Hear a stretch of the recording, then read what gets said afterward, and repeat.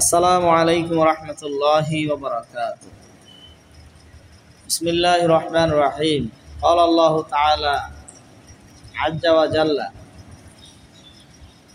يا أيها الذين آمنوا إن تنصروا الله ينصركم ويثبت أقدامكم وقال رسول الله صلى الله عليه وسلم اليد العليا خير من يد السفلى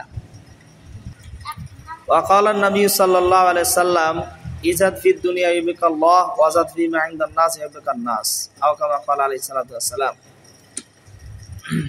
আমাদের বেশিরভাগ সময় আমরা অন্যের কাছে সওয়াল করি।